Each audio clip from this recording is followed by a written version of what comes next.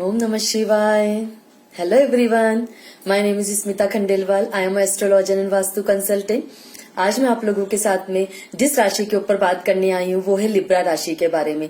आज मैं आप लोगों से बात करूंगी लिब्रा राशि के बारे में। लिब्रा जो लग्न राशि है उसके बारे में, जो लिब्रा असेंडेंट होते हैं जिनका कि तुला लग्न होता है उसके बारे में मैं आज आप लोगों से बात करूंगी।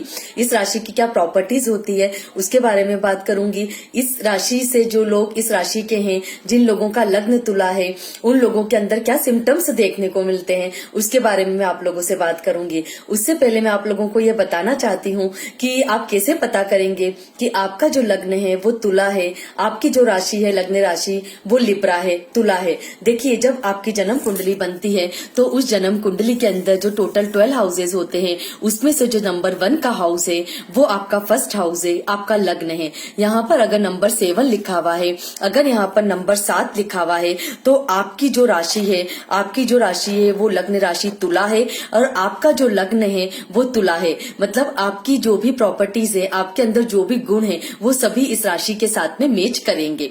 अब मैं बात करूं कि इस राशि के साइन के बारे में कि ये जो राशि है वो किस साइन को रिप्रेजेंट करती है। ये जो राशि है वो रिप्रेजेंट करती है एक तुला के साइन को, लिब्रा के साइन को, तुला के साइन को ये राशि रिप्रेजेंट करती है। तुला जो है वो इस राशि का साइन है।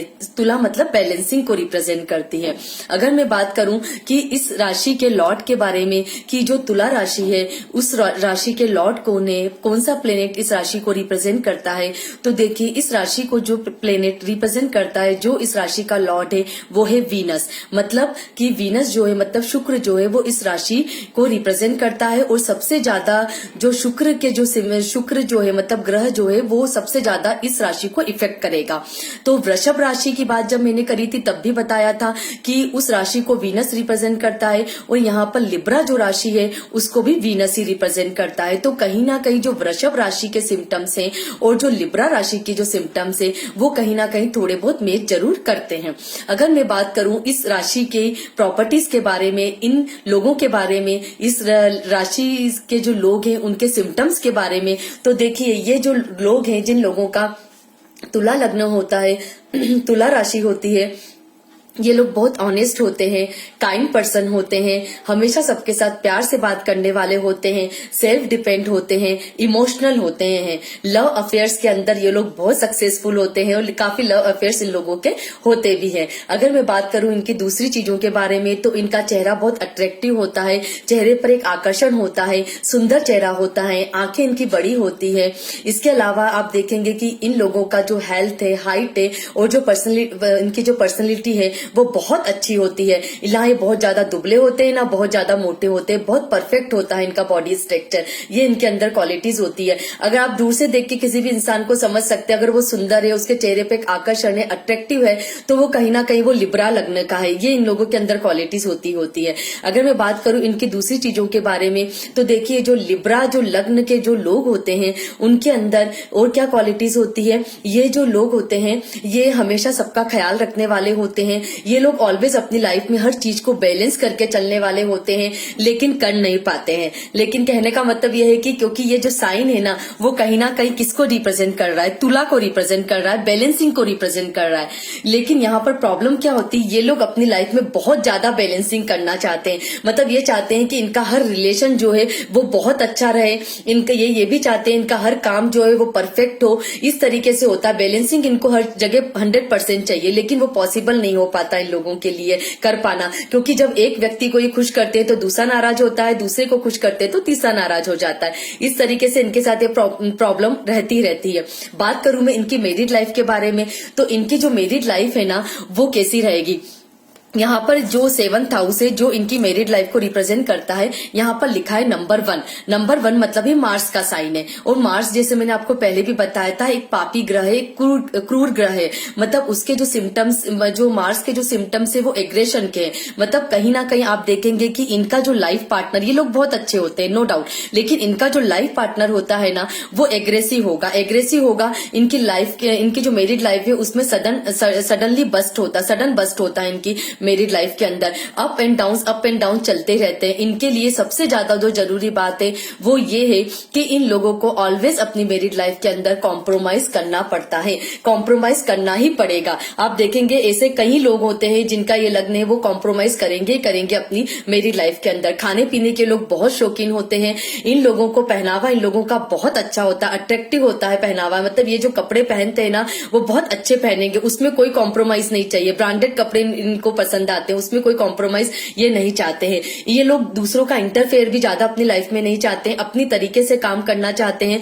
ये जो काम इनको पसंद होगा ये वही काम करेंगे, जो पसंद नहीं होगा ये वो काम नहीं करेंगे। सुनते सबकी है, करते अपनी मन की है। दूसरी चीज आप देखेंगे कंफ्यूज्ड बहुत होते हैं ये लोग, अपने लिए भी खुद के लिए कभी सही डिसीजन ले नहीं पाते। डिसीजन की जो पावर है इनकी वो बहुत कम होती, मतलब जल्दी से डिसीजन ले पाना इनके लिए मुश्किल हो जाता है। लेकिन इनको डिसीजन लेना चाहिए, परफेक्ट डिसीजन लेने की आदत इनमें होनी चाहिए, परख लोगों की करना आनी चाहिए इन लोगों को, तब ये लाइफ में खुश रह पाएंगे, धोखा नहीं खाएंगे सामने वाले से। नहीं तो इनके साथ में कई बार होता है लोग धोखा भी कर जाते हैं, ये चीज हमेशा ध्यान रखना है। और दूसरी चीज ये देखिए कि ये जो राशि है, इस राशि के जो लोग हैं ना, उन लोगों के अंदर आप ये चीज देखेंगे कि ये लोग आर्ग्यूमेंट पे बहुत जल्दी उतर आते हैं, बहस बहुत जल्दी किसी से कर लेते हैं, लेकिन गुस्सा इन लोगों का बहुत ज्यादा समय तक नहीं रहता। कभी आता भी तो थोड़ी देर के लिए आता है, उसके बाद ये बहुत जल्दी शांत भी हो जाते हैं। आर्ट जो कला जो होती है, कला का जो क्षेत्र होता है, इसमें लोग बहुत अच्छा परफॉर्म करते हैं। वहां पर आप देखेंगे जो भी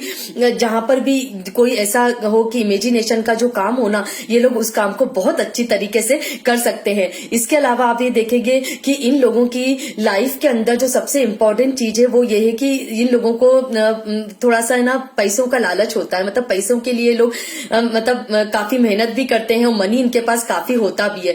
कई रेयर केस ही होता है कि भाई जहां पर उसको व्यक्ति को मनी से रिलेटेड प्रॉब्लम आती, लेकिन ये लोग लाइफ में हर लग्जरीज इनको जो है लाइफ के अंदर मिल जाती है। अगर मैं बात करूं कि इन लोगों को प्लेनेट की जो इसको रिप्रेजेंट करता है, इनके लग्न को जो इनका लग्न का लॉर्ड है उसके बारे में, तो इनको वीनस को हमेशा अच्छा रखना चाहिए।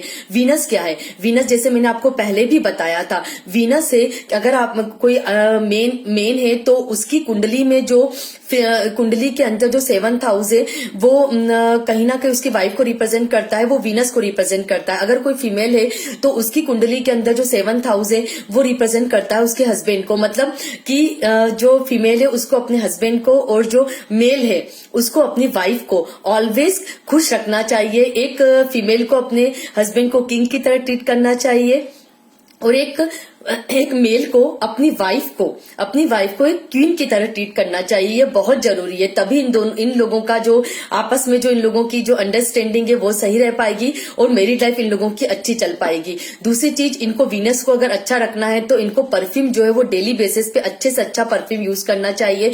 पहले भी मैंने बताया था, कपड़े इन लोगों को अच्छे पहनना चाहिए, अगेन एंड अगेन एक ही कपड़ा बार बार रिपीट नहीं करना चाहिए। अगर एक दिन आपने पहना है तो उसको नेक्स्ट डे मत पहनिए, उससे भी आपका वीनस डैमेज होता है, ये ध्यान रखना है आपको। आपका जो वीनस है वो आपके बेडरूम की लाइफ है, बेडरूम लाइफ जो है वो वीनस है। अब बेडरूम में सबसे इंपॉर्टेंट चीज क्या होती है? आपका बेड, जहां पर आप सोते हैं, वहां पर आपकी जो बेडशीट आप बिछाते हैं उसको ये ध्यान रखिए कि वो जो बेडशीट आप बिछा रहे हैं वो हमेशा साफ होनी चाहिए और हमें अच्छी तरीके से बिछी हुई होनी चाहिए, नहीं तो कहीं ना कहीं वो चीज भी वीनस को डैमेज करेगी। दूसरी चीज ये ध्यान रखिए, वीनस को जो सबसे जो बुरी चीज है जो वीनस को खराब करती है वो है आपके बेडरूम के अंदर आपको इलेक्ट्रॉनिक आइटम्स रखते हैं।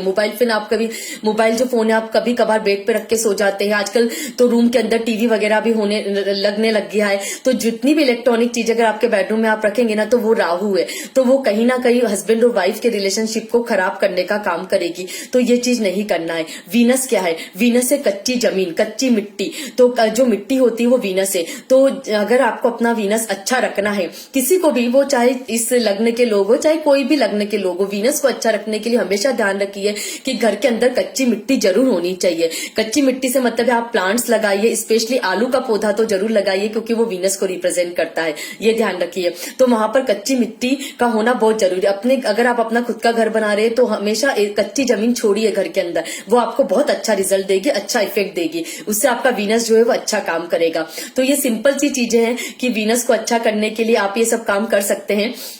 लेकिन अगर मैं बात करूं इन लोगों के बारे में तो ये लोग बहुत अच्छे होते हैं, पर कहीं ना कहीं क्या है ना, प्रॉब्लम्स दूसरों की वजह से इनकी लाइफ में क्रिएट होती है। ये सबसे बड़ी चीज जो है इनके साथ में रहती है। तो दूसरा क्या है ना, इनको ऑलवेज ये ध्यान रखना है कि सामने वाले को परख कर काम करना है। जब भी मैरिज करे तो अच्छी तरीके से डिसीजन लेके मैरिज करना चाहिए। ये बात भी इनको हमेशा ध्यान रखना है।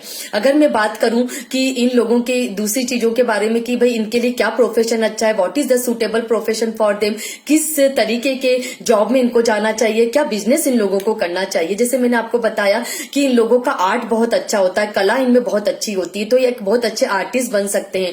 फैशन डिजाइनिंग का काम कर सकते हैं, इंटीरियर डिजाइनिंग का काम कर सकते हैं, इवेंट का जो काम होता है, इवेंट जिनको मैनेजर कहा जाता है, इवेंट से रिलेटेड जो काम होते हैं वो ये काम बहुत अच्छी तरीके से कर सकते हैं। इसके अलावा ये लोग बहुत अच्छे फिल्म एक्टर बन सकते हैं, एक फिल्म प्रोड्यूसर बहुत अच्छे हो सकते हैं, सिंगर हो सकते हैं। इसके अलावा इनके लिए ज्वेलरी का जो बिजनेस है, कपड़ों का जो बिजनेस है, होटल का बिजनेस होता है, जो होटल जो होता है जहां पर की होटल्स वगैरह चाहे वो छोटे लेवल पे हो चाहे बड़े लेवल पे हो, कुकिंग से रिलेटेड जो काम है ये लोग बहुत अच्छी तरीके से कर सकते हैं, वो काम इनको बहुत फलेगा। अगर मैं बात करूं इनकी दूसरी चीजों के बारे में तो इन लोगों को जो मार्केटिंग स्किल जो है ना, जहां पर मार्केटिंग से रिलेटेड जो काम है वो ये लोग आराम से कर सकते हैं, ये इजीली उस काम को कर सकते हैं। इसके अलावा ये ध्यान रखना है यहाँ पर कि इनको राहु से रिलेटेड काम कभी भी नहीं करना चाहिए। राहु मतलब क्या हो गया, राहु मतलब इलेक्ट्रॉनिक से रिलेटेड जो काम है वो इन लोगों को नहीं करना चाहिए, नहीं करे तो ज्यादा बेटर रहेगा इनके लिए।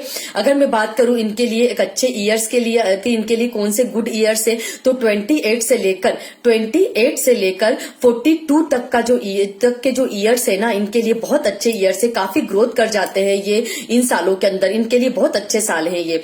अगर मैं बात करूं कि इन लोगों को क्या जेमस्टोन पहनना चाहिए, कौन सा जो रत्न है इन लोगों के लिए अच्छा रत्न है, तो देखिए सबसे पहले तो हम लगन का लेते हैं। तो लगन में जो नंबर 7 है, यहाँ का जो स्टोन बनता है, जो इस मतलब लग्न का जो मेन जीवन रत्न बनता है वो क्या है, वो है डायमंड। इनको डायमंड पहनना चाहिए, इनके लिए बहुत अच्छा रहेगा। दूसरी अगर मैं बात करूं तो 5th हाउस के रत्न की बात करूंगी। जो 5th हाउस का रत्न है वो है ब्लू सफायर, मतलब नीलम इन लोगों को पहनना चाहिए, बहुत अच्छा रहेगा। सूट करता है तो जरूर पहनना चाहिए इनको नीलम, क्योंकि 4th और 5th दोनों का जो लॉर्ड है वो कहीं ना कहीं नीलम बनता है। अगर मैं बात करूं इनके तीसरे जेमस्टोन की तो वो है इनके लिए पन्ना, एमरल्ड। तो एमरल्ड पहनना चाहिए, बुद्ध की दशा महादशा में पहने फलेगा, लेकिन एक बार ध्यान रखना है कि यहाँ पर ये 6th मतलब 12th हाउस का लॉर्ड भी बन रहा है कहीं ना कहीं मरकरी, तो थोड़ा सोच समझ के पहने, मरकरी की पोजीशन देख के पहने तो ज्यादा बेटर रहेगा। तो ये 3 जो जेमस्टोन है इनके लिए काफी अच्छे रहेंगे।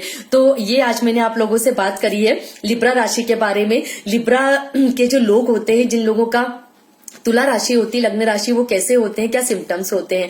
तो ये आज का जो मेरा वीडियो था वो टिल यहीं तक था। नेक्स्ट मैं आप लोगों से बात करूंगी स्कॉर्पियो राशि के बारे में। नेक्स्ट मेरा वीडियो इसके ऊपर ही रहेगा। सो अगर आपको मेरा वीडियो अच्छा लगा हो तो कमेंट जरूर कीजिएगा। And thank you so much. Have a good day. ओम नमः शिवाय।